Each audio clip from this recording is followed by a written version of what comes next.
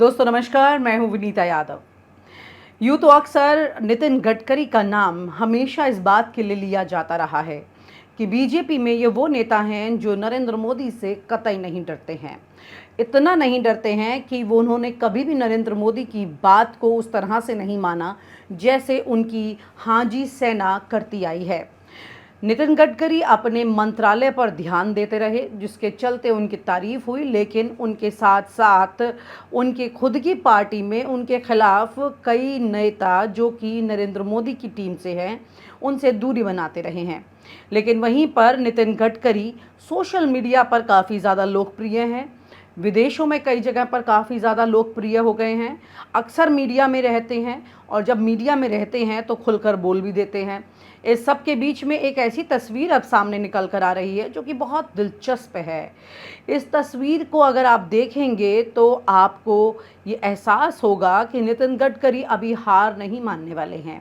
जहां पर मोदी के सामने राजनाथ सिंह तक ने हार मान ली। राजनाथ सिंह जिस तरह से सरेंडर होते हुए पिछले 10 सालों में कई बार दिखाई दिए नरेंद्र मोदी के सामने, वहाँ पर नितिन गडकरी काफ़ी हद तक बिल्कुल अपने आप को ताने रहे। इसका अंजाम भी कई बार उन्हें भुगतना पड़ा कि जिस तरह से तमाम वरिष्ठ नेताओं का नाम लिस्ट में, पहली लिस्ट में टिकट के आ गया, वहीं पर नितिन गडकरी को इसके लिए दूसरी लिस्ट तक इंतज़ार करना पड़ा। इस बार उनके नेशनल हाईवे मिनिस्ट्री जो है, उसके अलावा जो जिम्मेदारियां पिछली बार उन्हें दी गई थी, इस बार उतनी जिम्मेदारी नहीं दी गई। लेकिन हाँ, जैसे उनके मंत्रालयों पर कंट्रोल रहता था, इस बार वो कंट्रोल जो है नरेंद्र मोदी उस स्तर पर नहीं बना पा रहे हैं नितिन गडकरी के साथ, और नितिन गडकरी को कंट्रोल नहीं कर पा रहे हैं। कंट्रोल करे कैसे? नितिन गडकरी खुद नरेंद्र मोदी से बहुत ज़्यादा अनुभव लिए हुए हैं। उम्र भले ही उनकी कम हो, लेकिन अनुभव उन्हें उनसे पहले का है, क्योंकि बीजेपी के राष्ट्रीय अध्यक्ष वो बहुत वक्त पहले रह चुके हैं। अब जो बात मैं आपको बताने जा रही हूँ, ज़रा उसको सुनिएगा कि ये वीडियो मैं नितिन गडकरी की तारीफ़ में कर रही हूँ या फिर मैं आपको कोई बड़ी खबर देने के लिए कर रही हूँ। ज़रा इसको ध्यान से सुनिएगा। नितिन गडकरी आने वाले दिनों में एक ऐसे कार्यक्रम में जाने वाले हैं जो कि बहुत इंटरेस्टिंग है। इस कार्यक्रम को अगर आप देखेंगे तो यहाँ पर कांग्रेस के तमाम बड़े नेता नज़र आने वाले हैं। मल्लिकार्जुन खड़गे यहाँ पर दिखाई देंगे, सुशील कुमार शिंदे यहाँ पर दिखाई देंगे। इस तरह से आप यहाँ पर कांग्रेस के कई और बड़े नेताओं को देखेंगे और इनके बीच में आपको दिखाई देने वाले हैं नितिन गडकरी।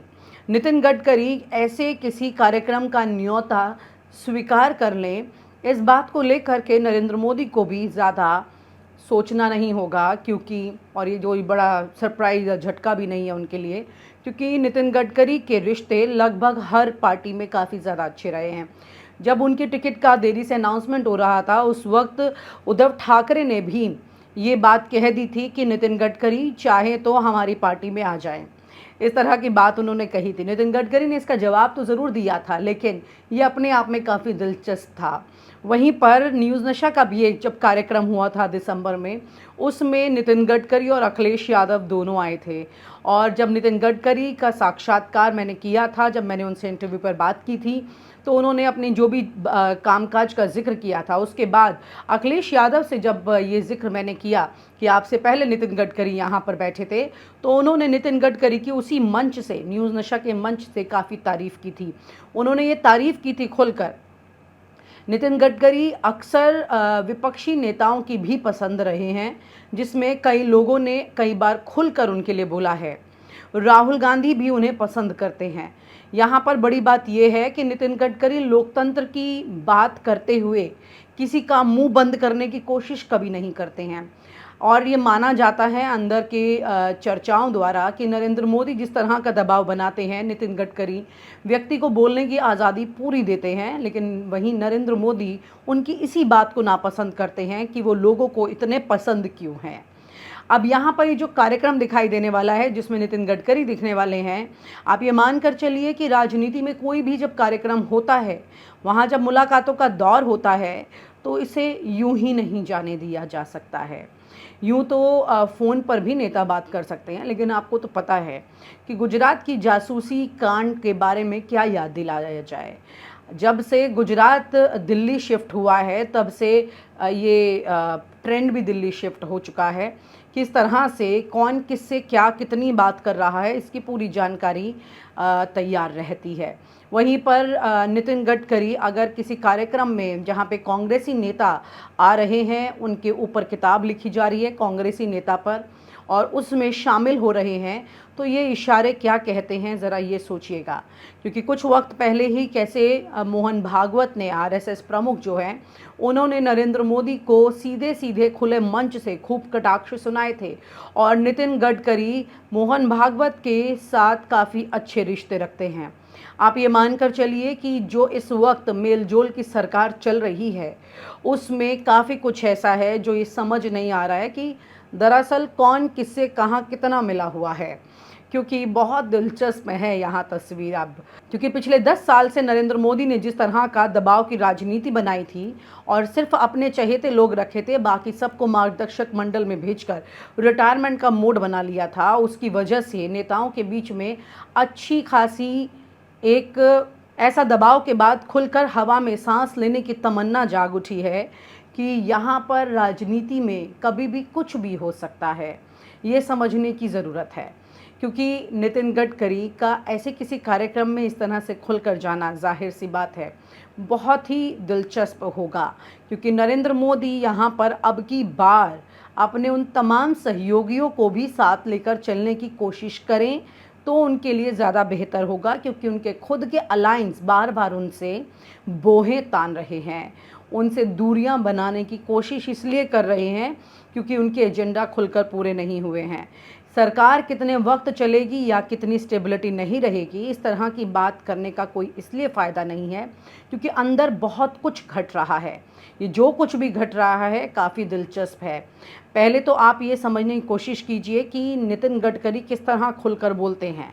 उनकी इन कुछ वीडियोस को देखिए। हमारे देश का लोकतंत्र का सबसे बड़ा उत्सव हम बड़े उत्साह के साथ मना रहे हैं, और मेरा विश्वास है कि हमारे पूरे देश के नागरिक ये जो मतदान का अधिकार है ये उनका कर्तव्य भी है और एक प्रकार से एक जिम्मेदारी भी है, और देश के सभी लोग मतदान का अधिकार पूरी तरह से उसका उपयोग करेंगे। और नागपुर में मैं खास तौर से मतदाताओं को अपील करूंगा कि यहाँ टेम्परेचर ज़्यादा है, इसलिए जल्दी आकर वो वोटिंग करें। और निश्चित रूप से मेरा विश्वास है कि पिछले बार 54% वोटिंग हुआ था, इस बार 75% तक वोटिंग ले जाने का हम सबका संकल्प है, उसमें हम कामयाब होने की कोशिश करेंगे। और मैं इस चुनाव में निश्चित रूप से बहुत बड़े मार्जिन से चुनाव जीतूंगा, ऐसा मुझे विश्वास है।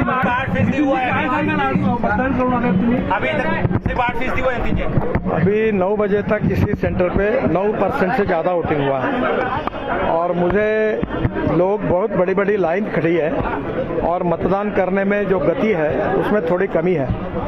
मला आपल्या सगळ्यांना आवाहन करायचं आहे की लोकशाहीचा उत्सव आपण या निमित्ताने एक प्रकारे अतिशय उत्साहात साजरा करत आहोत। प्रत्येक नागरिकांनी मतदान करणं हे त्याचं कर्तव्य आहे आणि जबाबदारी आहे। सगळ्यांनी मतदान करावं, कोणाला द्यायचा हा त्यांचा अधिकार आहे, पण मतदानाचा अधिकार बजावला पाहिजे। आणि निश्चितपणे यावेळी नागपूरमध्येही जवळपास 75% मतदान करण्याकरता आम्ही मोठ्या प्रमाणात लोकांमध्ये प्रयत्न केला आहे। मला विश्वास आहे कि निश्चितपणे मतदान चांगलं होईल आणि या निवडणुकीत मी रेकॉर्ड ब्रेक मार्जिननी विजय होईल असा मला विश्वास आहे। और आप हमसे जुड़े रहने के लिए सब्सक्राइब करें YouTube पर, फॉलो करें Twitter पर और लाइक करें Facebook पर। और ज्यादा जानकारी के लिए आपको टाइप करना होगा सिर्फ न्यूज़ नशा।